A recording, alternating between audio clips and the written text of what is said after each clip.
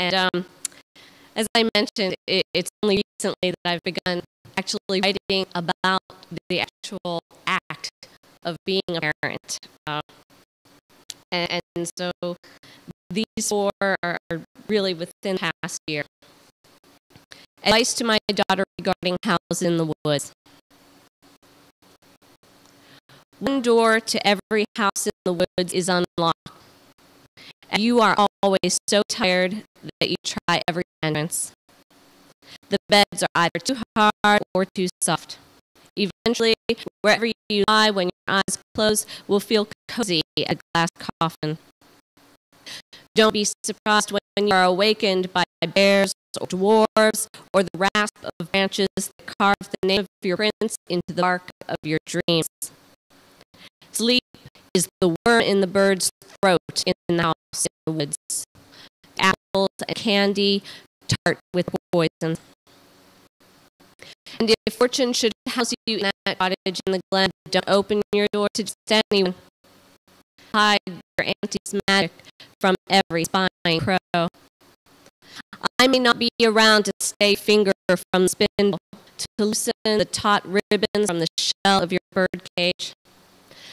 No girl should be expected to slay her tresses on a pillow of ignorance, no matter how soft. That's why I'm telling you this now. There will be beckoning fingers, kindly strangers, chimneys blowing their sweet odors to draw you in as the mouse is drawn to the cheese-baited trap. But love, when you are finally secured away by your prince in the cold stone of his castle, may your tongue recall the sweet warmth of the milky porridge on which you once feasted. The remembered kiss of sparrow's foot alighting on your palm, like a rune you rub until the pads of your fingers are numb.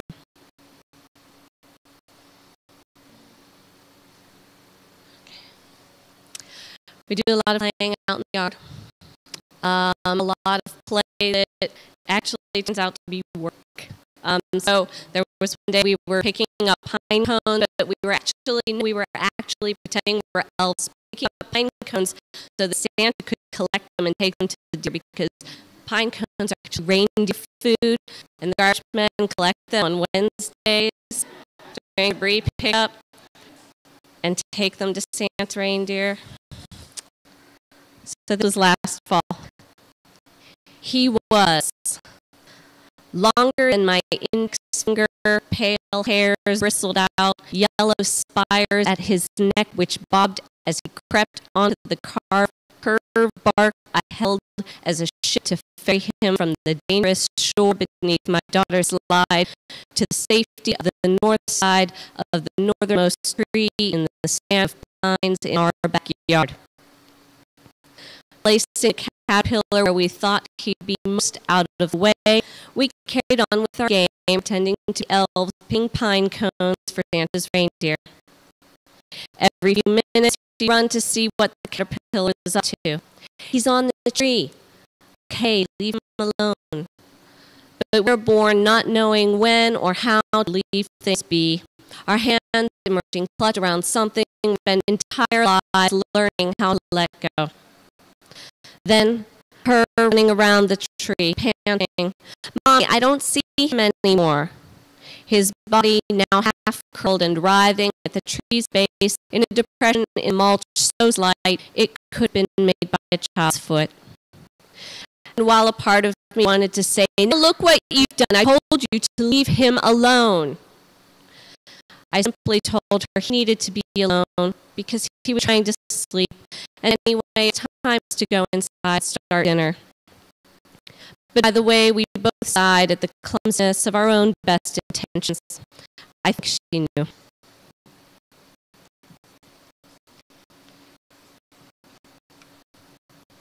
Great fun, free thing to do. Nature Center. There are a ton of nature centers in Fairfax County. If you're a parent, please take your kids to Nature Center. They're great.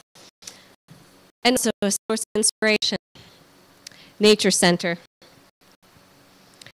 The bat is so small, and the docent says that's what people mention first when they see it. and she is talking, and my daughter is talking, pulling me away to play with the insect puppets. And it's obvious the woman at the Nature Center has so much knowledge to share, and I, who have still so much to learn, want her to keep talking. So I meant something about bats flying into people's hair, and then she began talking about a misnomer that is, because bats would have such finely tuned sonar, they would never do something as full as that. But my mind breaks in, and I tear myself away from that bat, spread and pinned, preserved beneath its glass, and I'm shoving my hand into the fabric form of a spider, but I don't have enough fingers on one hand to fill all the legs, so 3 of them flop as scudded over to the pup bird nest. And still hear the woman at the Nature Center talking to us because she has so much to share. And we're the only ones there to hear. And I have such a need to absorb anything I can that doesn't involve pink ponies or strawberry-scented gel pens. You can see my skull split open to receive her message. My eyes search out the exits, the snake. I am reading wall text out of the corner of my eye and feeding my hand into another puppet as "Mommy, Mommy, Mommy" distract me before I can find out how long poor snake will be when it reaches maturity.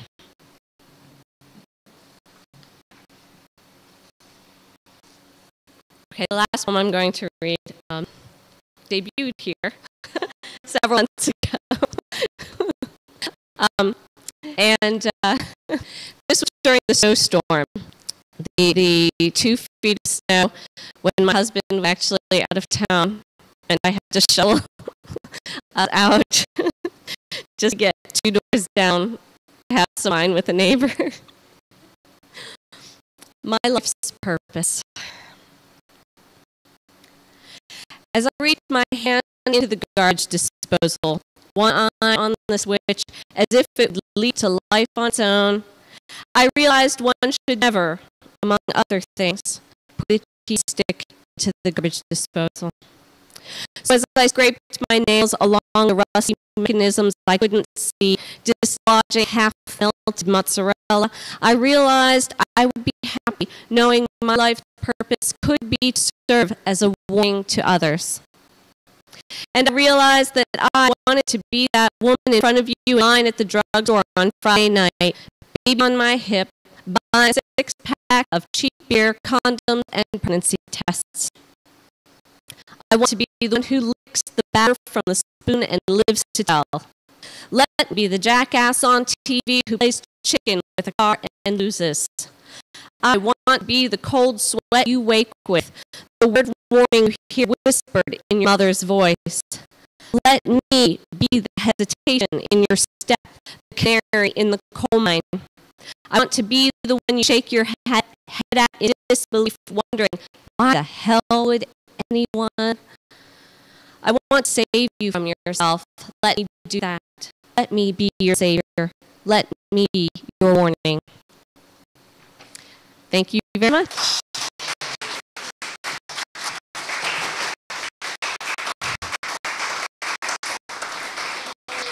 And thank you to Stephen Allen May